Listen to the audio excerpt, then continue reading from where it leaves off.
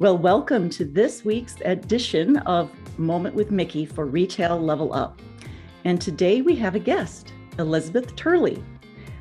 Elizabeth has shared with me a couple of interesting little stories about her background, and I'm going to use that as our introduction. So when Elizabeth was young, she wanted to be an architect or a geologist, and her career couldn't have taken her further in the opposite direction. She still loves to design and build things, just not quite the way she thought she was going to. And geology, well, she still picks up a rock when she goes on a hike because she finds them fascinating.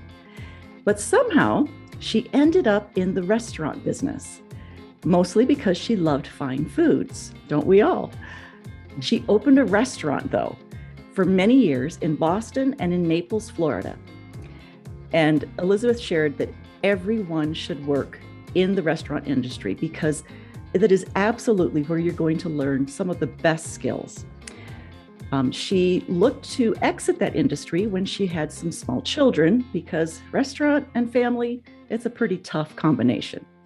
And she was given an opportunity to work with another love of hers, apparel. After working with two large apparel corporations as a marketer and a brander, she has come full circle, and now she owns her own retail store, boutique, and restaurant. Retail Level Up welcomes Elizabeth Turley. Thank you very much for inviting me. I'm very pleased to be here and be part of your program. Oh, thank you so much for taking the time because I know you are one busy lady. This is true. Yes. Never a dull moment. Never.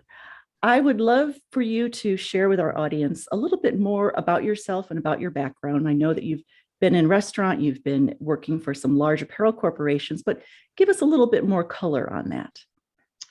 Well, I operated a restaurant in Boston, which was a fine dining establishment. It right on the waterfront on Commercial Wharf. It was very, very popular and lots of fun. It was a lot of challenges from running from 130 seats in the wintertime to 600 seats in the summertime. Wow. So there was a lot of ebb and flow, a lot of challenges trying to make those kinds of adjustments in staffing, et cetera. And so those are skills that I took on with me. I never dreamt in a million years I'd end up in the apparel business, but found that many of those skills really carried over. And I was recruited by the founder of Chico's Women's Apparel and worked there for 7 years through the very high growth period, started at 66 stores and left at 650 stores. Post White House Black Market acquisition and the opening of the new brand Soma. And I took those skills, which was really, I launched the first catalog and developed the website, which was way back early in time when that was all new to everyone. So really the focus was on opening stores and then beginning to develop direct sales. I went to Coldwater Creek and they were doing exactly the opposite. They had started out as a direct marketer with a catalog business and then started opening stores. So it was really a great foray, working for two tremendous brands. Again, started at Coldwater Creek, 66 stores and left around 350 stores. So a lot of experience in a lot of different areas. And I think that one of the greatest things with they ultimately are very large corporations, but started with them very small when they were small. And so it really enabled us, it gave us the opportunity to learn many skills and to be exposed to a lot of different departments, from finance to store operations, to marketing, to production, to sourcing. So I cherish those opportunities that I had. And that's what really made it easy for me to kind of get into my own business, having that experience. Yes, I'd have to agree that when you work for a company that starts out small, you get so much exposure to all the different departments and all the different aspects of running the business that when you're, often working for a large corporation, you only get to see your little silo. Exactly. Yeah. So great background and experience. Mm-hmm. But now tell us, what made you decide that you wanted to open I saw something shiny? Well, honestly, it was at a very difficult time in my life, and I had cancer. And I knew I had to do something. I wasn't sure what it was going to be. I was going to listen to my guidance, my Lord, and find out what exactly I was going to do. And I really was honestly was not well thought out. It was on a whim. I spoke to a friend of mine, Doug Foddy, and I said, Doug, let's open a store. And he's like, yeah, let's do it. With no planning, opened the doors on July 4th with hardly anything on the rack and still didn't know. I just knew I wasn't going to do the cancer thing. I wasn't going to do that. I needed to have something else to focus on. So as it turns out, it was a great decision. It's led me in so many directions, but also to a vision of the future, of the end game. And I'm really happy about it. So. How did you decide what product you wanted to offer? Well, I had been working with, I am a creative person, and I was playing with rhinestones, and I thought, I could make some designs out of this. And I really turned it into art. It wasn't just blingy words or anything. And I would apply these stones one by one. It was very therapeutic at that point in my life. And then to see the end result, and people loved it. And that was my first step into my own shop at that point. It since has developed into anything but that, because it was more of a passion / hobby than an income generator. And I just had to see where it took me. Mm-hmm.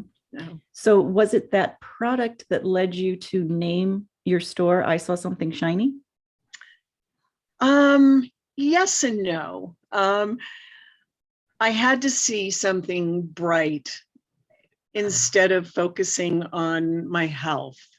And yes, the stones sort of tied into that. But it just kind of came to me when I was talking to my pastor's wife, and she said, oh, I saw something shiny. And I said, what? And she said, well, you were talking with your hands and you have a pretty ring. And it just, I don't know. It's something that it's very difficult to explain, but I think that God has always spoken to me. And fortunately, I've listened to him when I was supposed to. Awesome. So how did you decide on a location, that first location that you opened in? Well, we looked at, once we decided we were going to open a store, and my friend Doug had an established brand, and we had worked together and become good friends. And so we were going to share a spot, and we looked at a few places around town and outside of town and just realized that whatever we were going to do, location, location, location.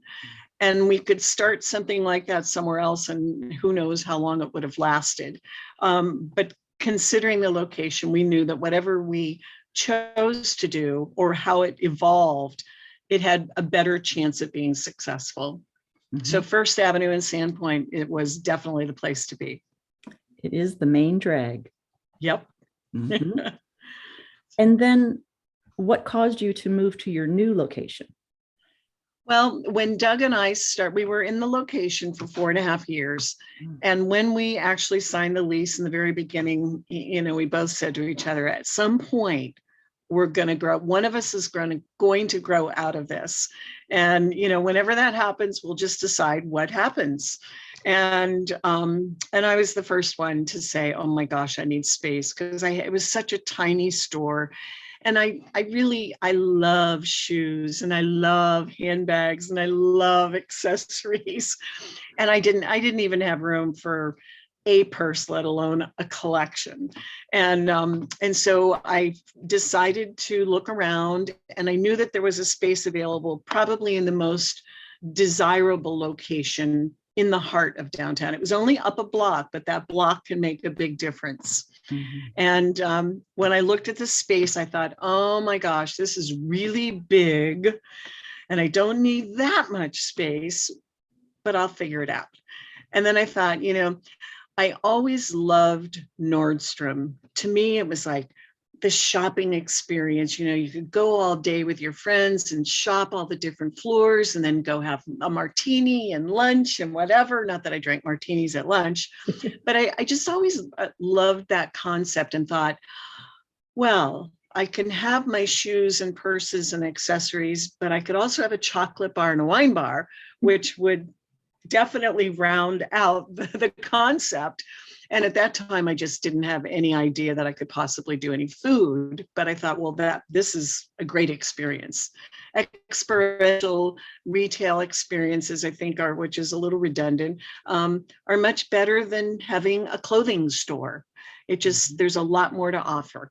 Yes, boy, in today's environment, it's all about the experience. You bet. So your background in marketing and branding, what kind of marketing did you do for your shop when you first opened, and what do you do now? When I first opened, I really didn't do anything. I was coasting through. I had 10 surgeries in the first 20 months. Wow. And so I just really focused on a day-to-day getting by and not really knowing where it was going to go. I needed to get past that major event before I could really start thinking about it. And once I did get past that, it really just started to grow and blossom. And I had a lot of customers that became regular customers. And I would participate in Lost in the 50s and different events around town. And the word got out. So it was really word of mouth. And then I did a little bit of advertising in print. I followed the merchants group downtown, and the things that they chose to do, I did as well. And so I really didn't do a lot until we moved. And then I knew I needed to do a lot. Mm-hmm. So I advertised in Sandpoint magazine and did a little bit of radio, and of course the other events that the Downtown Association does. But I've had this vision of doing social media because I know I have to, and I'm not good at it. And it's so crazy that I was a marketer. My whole life, I was a marketer. Even in the restaurant business, I was a marketer. And it's the more difficult thing for me to do right now because my focus is on the product, the staff, the development of lines. I mean, it's crazy. And it's still my biggest challenge, but I am determined. I actually have somebody coming today that's going to help me with it. But that to me is the most important thing I need to do, aside from all of it. And maybe some of it needs to step back a little bit and have lesser focus so that I can focus on the social media and the advertising. I do have a radio campaign going on right now, which has been fairly easy for me because I don't have to manage it day to day. Mm-hmm. The radio stations do that. So, yeah, it's so many hats that you have to wear as a business owner. And you quickly identify the ones that you really don't like to do. And so those are the ones that you procrastinate on.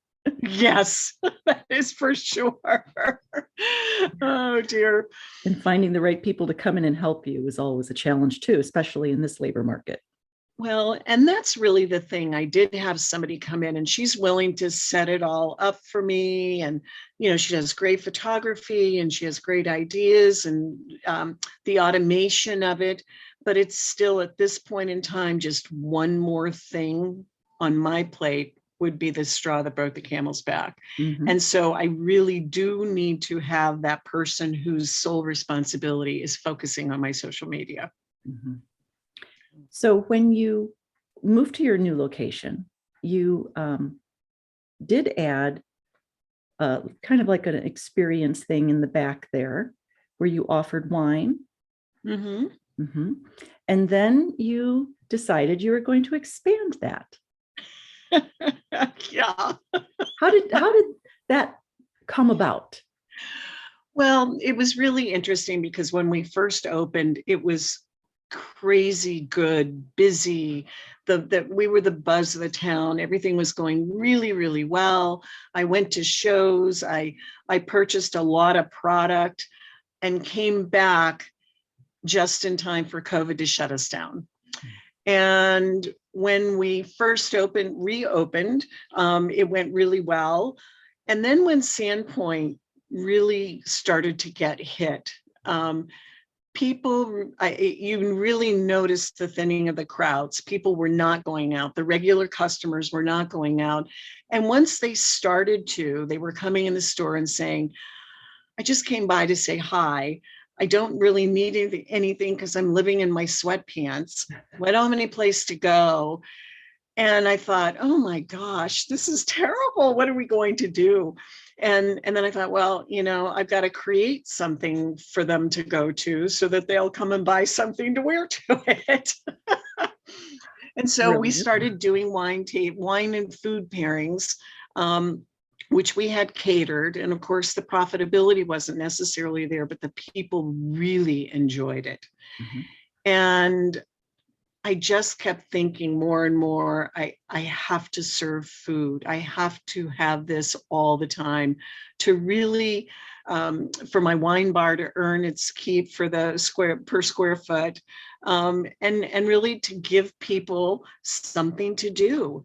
And so that's what got me here. And it's, it started to ramp up, and it's been a slow go, but that's a good thing, because we would not have been prepared if we'd gotten slammed when we first started serving. But it's really turned out to be a wonderful addition to the business, because really we offer something to everyone now, whether it's man or woman or child, or there's something for everybody. There's chocolate and little goodies for children.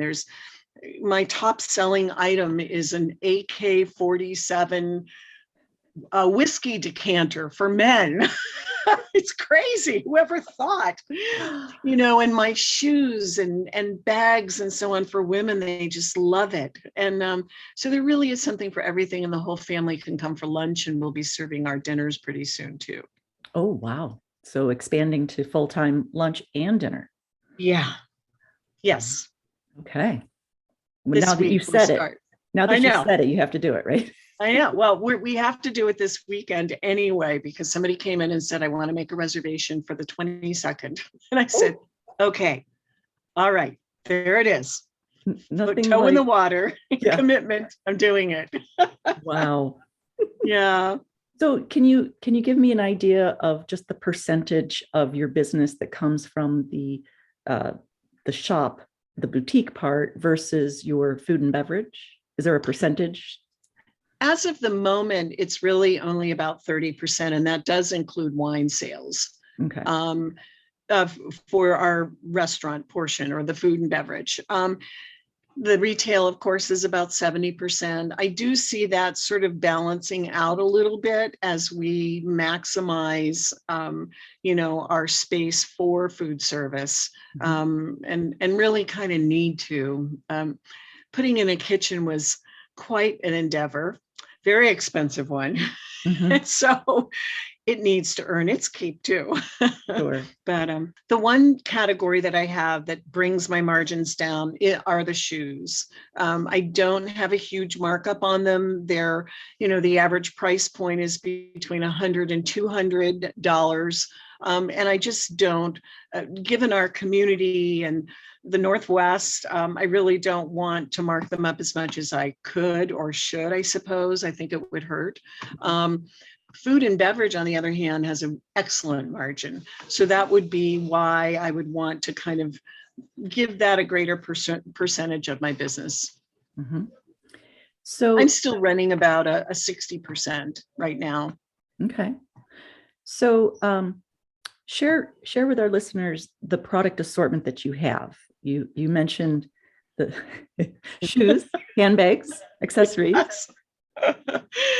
We have wonderful shoes that are all manufactured in Europe, Spain, Portugal, Italy. They're just beautiful. And again, it was really a blessing and a curse at the same time, moving into the boutique scene, because I love all of them. And it's probably one of my biggest downfalls. The apparel, we have always targeted, I don't want to say the Missy, but the woman 45 to 65. However, I'm noticing now that since we have expanded our offering with the wine bar and the restaurant and the wine shop, we're starting to attract a little younger customer.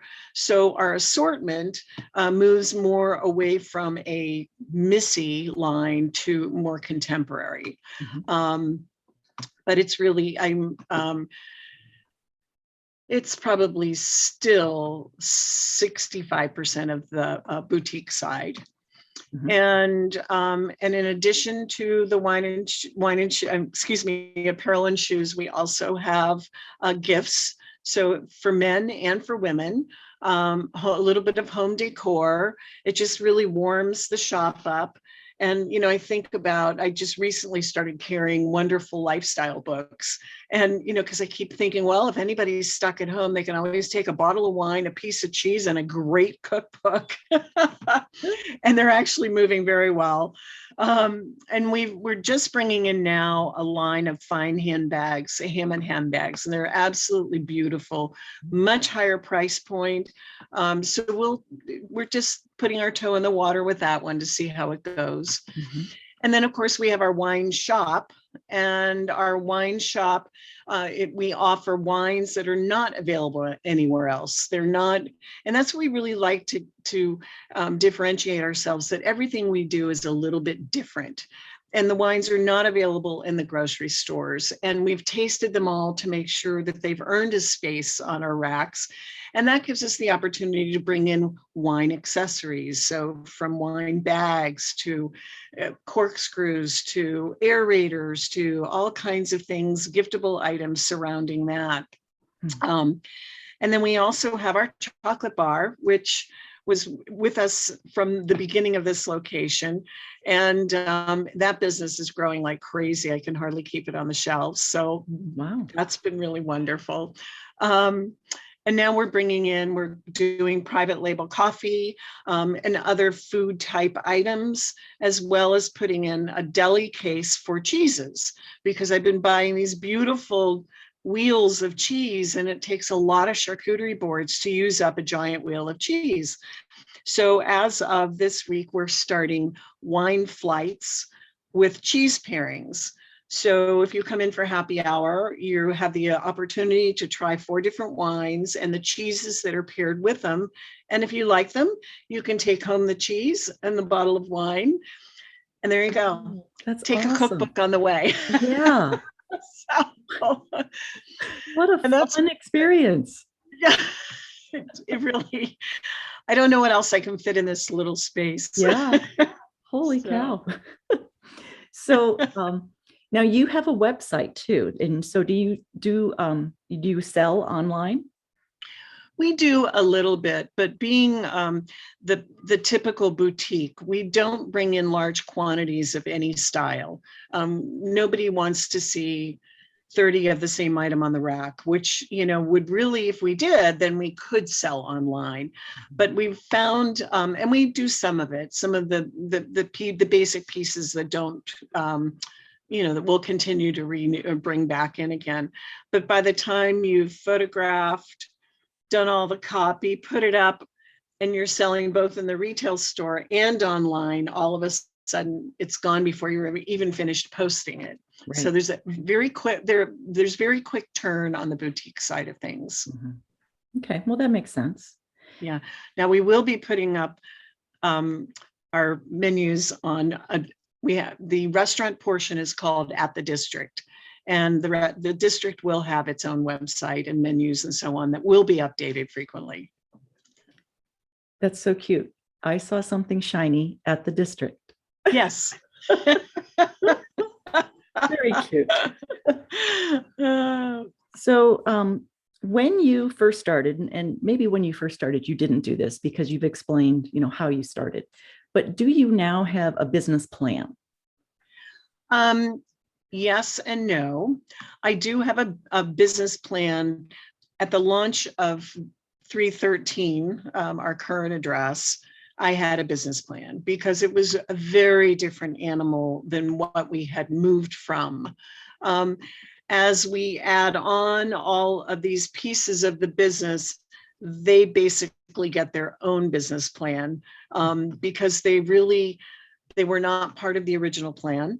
I have to pencil out to generate the income to cover the expense, and keep the margins in balance. But it's not, I couldn't go to an investor and say, here's my business plan, take a look. I did do that when we were getting ready to open the restaurant. It's changed so quickly that it's difficult to keep up with. Mm-hmm. Now, you talked about going to market. Where do you go to source your product? Normally, I go to the shows in Las Vegas, which happen twice a year. And that's both for the gift market and for the apparel market. They're a couple of weeks apart, but there's one in early spring and then one in the early fall for the following seasons. And of course, COVID threw a wrench in that.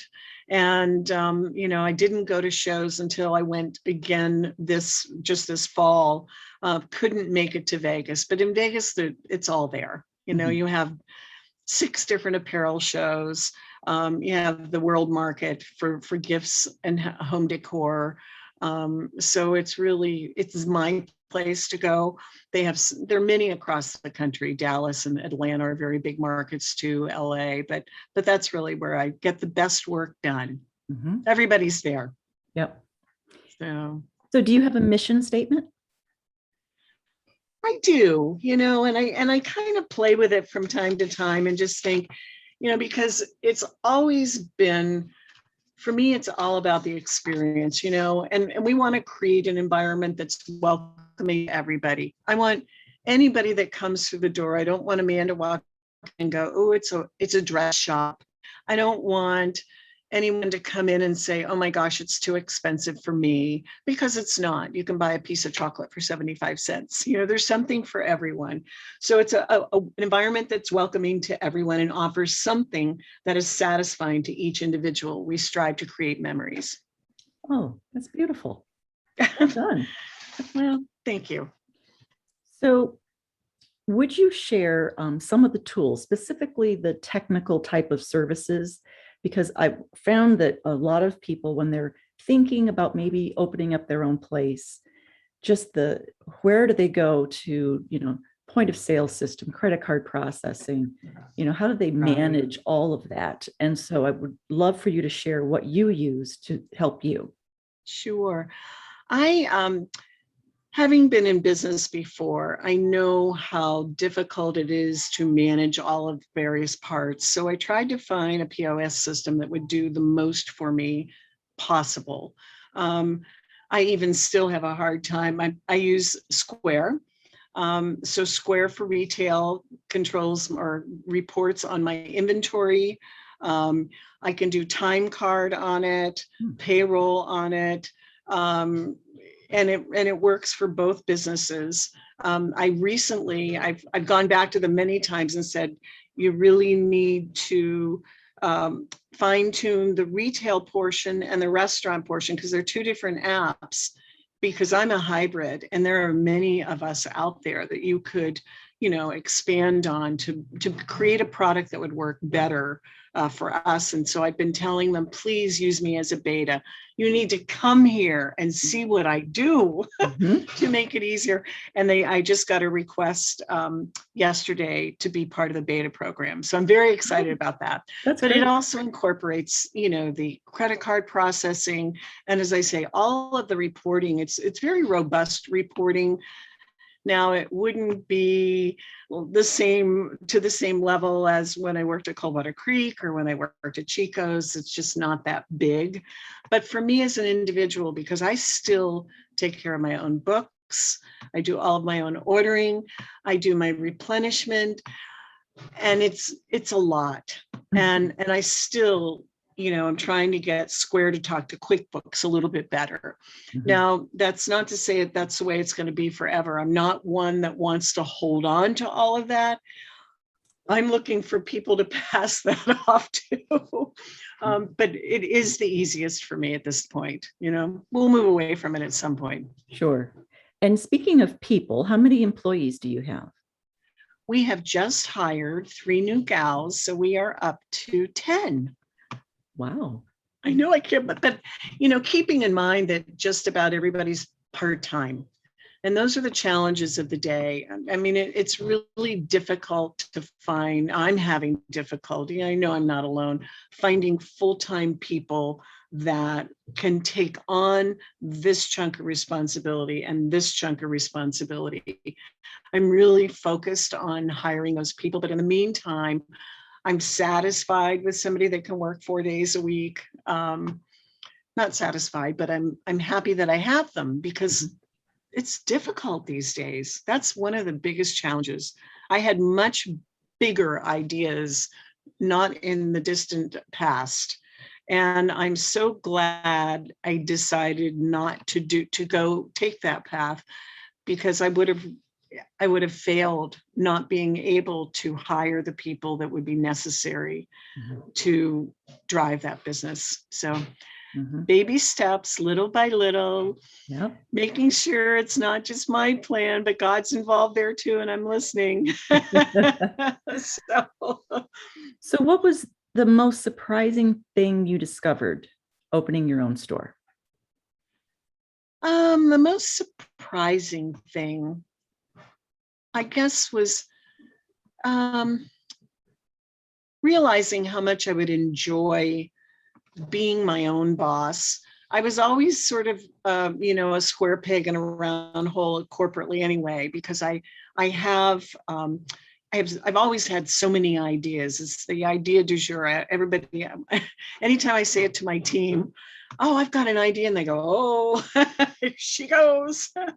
But I like the freedom of being able to do that, because the one thing I found corporately is that they just can't react quickly to anything. It's just a big corporation, big government can't react to the problem du jour or the opportunity du jour.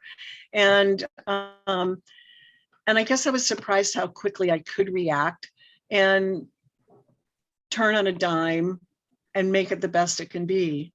And I really enjoy that part of it. So what are the parts that, well, we've already discovered one, social media, that you don't enjoy, but what are some of the parts that you don't like about being your own boss? Books, paperwork. I wish it would just surprisingly just do it on its own. I don't know. I think that's probably the worst of it. It's not that I don't like social media. I do like it, but I find it hard to take the time as I plan and say, okay, I'm going to do this day, this day, and this day. And then 12 things will get in the way between today and tomorrow. And so I think that's, it's not that I dislike it, but it's a challenge. It's a challenge trying to work everything in. Sure. So I hope I answered that. Oh, yeah, absolutely. So what are your favorite parts about being your own boss? The freedom to be creative.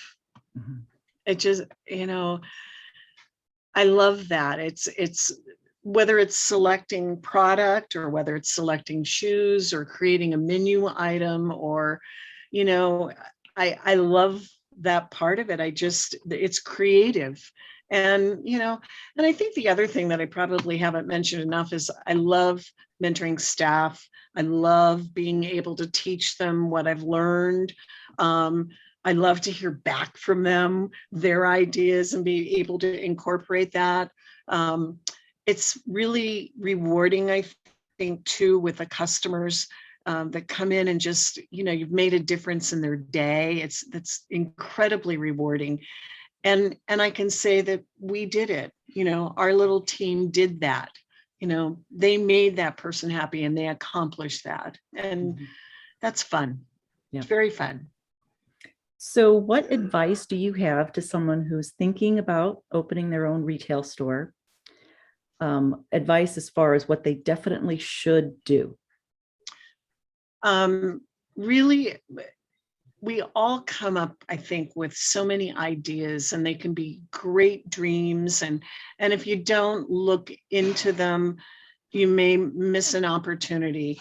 But what you do need to do is separate the passion and the reality. And I do recommend, really putting it down on paper. It can be something you really enjoy, but if it doesn't generate revenue and pay your paycheck and pay for your future, it's a hobby.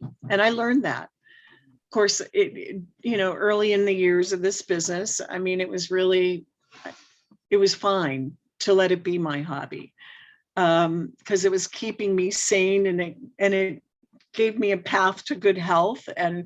But really and truly, and if I was starting out now, I would have taken a much different approach and planning. Is it viable? What do you do in the off season? What is your burn? What do you really need month to month? Can you cover it if COVID hits again? So more than just passion, because there are a lot of great ideas out there, but making sure that it's something that you can afford to do and that you're taking on a realistic approach. And then determining what success means to you. Is it success if people love it, or is it a financial success if you reach certain financial goals? Yeah. I've worked with several people at Retail Level Up, and they're in the infancy stage of their business. And I encourage them to write a business plan, and they're okay doing it. I mean, it's a little daunting. But when they get to the financial section, they're just like, mind is blown. Like, I don't know. It feels like it's a guess, but it's so important to come up with, you got to back into those numbers and figure out what do you have to sell in order to, to pay for all your expenses. Right. It's a big part of it, and so important that you do the numbers up front. It really is. And I have a neighbor that has recently started the business, and I love their concept and I love their location. But it's like, did you talk to other retailers? Do you know what to expect from this market in the next month? Mm-hmm. And then through January, February, March, April, and then it kind of goes up in May. So I praise God that we are here. We survived the whole COVID thing. And I think I have a much better handle on it than I did before. But looking back at the beginning of the business, I wouldn't have made it because I didn't have the foresight. I'd never penciled it out. I was just like kind of riding the wave. So it's really necessary. And to really have that rude awakening from passion, hobby to business. This has got to be a marketable business. Someday I'll sell it. And right. I have to have my ducks in order, and it has to be viable for that potential investor that's going to buy it. So right. You do it from the beginning and you'll be so much happier. Yep. I say that to a lot of people that, do you own a business or do you own a job?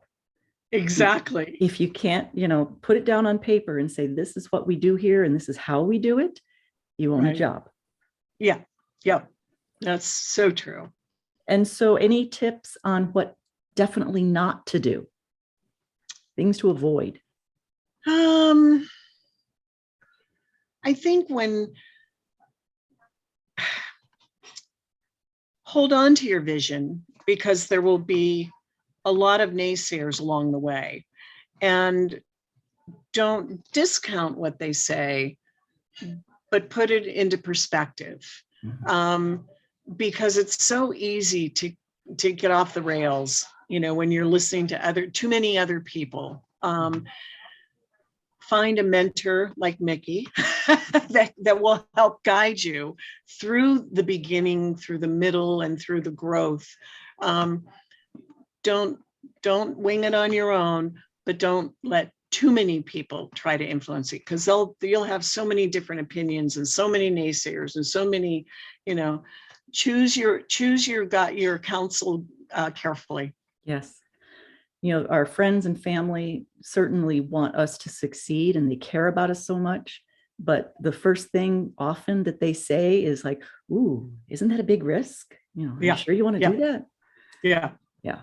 So or maybe you should do it this way, or maybe you should do this first and do that next. And I mean, everybody's full of advice, and it may come from the heart, but it can make you lose your focus, keeping in mind what your end game is and working back. Mm-hmm. So surround yourself with people who give you good advice because they are experts in that area. Exactly. Great. So for our listeners and watchers that would like to visit I Saw Something Shiny and at the district, if they're in the inland Northwest area, Northern Panhandle of Idaho, they can visit Sandpoint, Idaho, and you're at 313 North First Ave. That's right. Okay.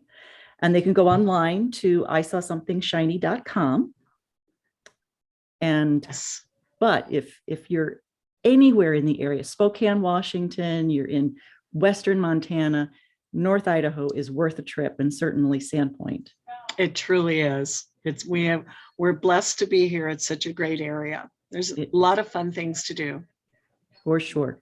Like visiting I Saw Something Shiny. Yes. Well, thank you, Elizabeth, for being my guest today. Thank you, Mickey, for inviting me. I enjoyed it. Awesome. And wishing you great success through the holiday season. Thank you. We'll look forward to seeing you. Thanks. Take care. Thanks.